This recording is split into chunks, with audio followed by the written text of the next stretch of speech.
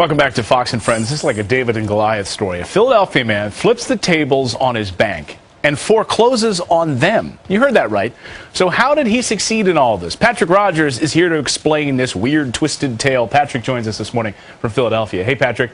Hey, how are you? I'm doing well. So explain this for us. You actually had a home that Wells Fargo came to you and said, look, you need to take out a homeowner's insurance policy that you don't think it's worth the value of your home. What did you do to Wells Fargo in response?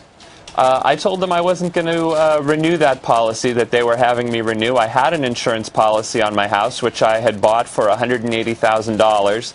And Wells went to the insurance company and said that they wanted me to insure it for $1 million. And as you can imagine, the premium on a policy like that is through the roof. So I said, no, I'm not going to do it. And they said, well, we're going to do it for you. And they force-placed an insurance policy for me that doesn't cover me. It only covers them.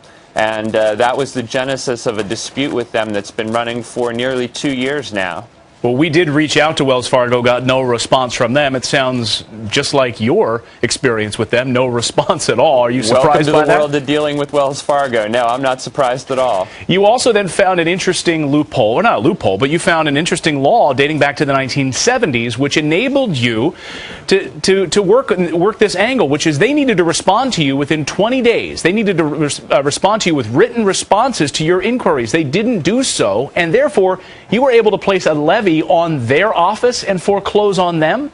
That's true. There's a law called RESPA, and there's a 20-day window that they have to acknowledge receipt of your request, and then they have 60 days to actually respond to that request. And if they don't, it's possible for you to collect damages and even additional fines on top of the damages. So I took them to court here in Philadelphia through the municipal court system. I won a judgment.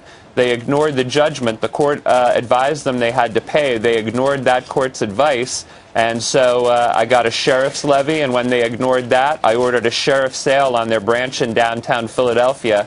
And they still weren't going to pay. But let me tell you, when the media coverage started and it was on the front page of the business section that their office furniture was going to be sold off to pay a judgment, I had a check in my hands the next day. Brilliant. And I can imagine a lot of viewers this morning waking up wondering if they're in a similar position. Do you think that your story opens the floodgates for other people watching this morning?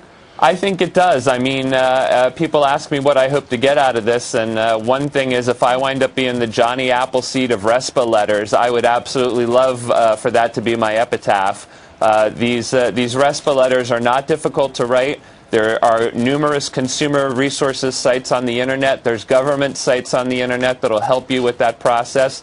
And these RESPA letters, the banks are legally required to respond to them. So I would say to consumers, these are a very important tool if you're having a problem communicating with your mortgage lender. Patrick Rogers from my home city of Philadelphia, good luck to you, and thanks for coming in and telling your story this morning. Thanks for having me on. Thanks, Patrick.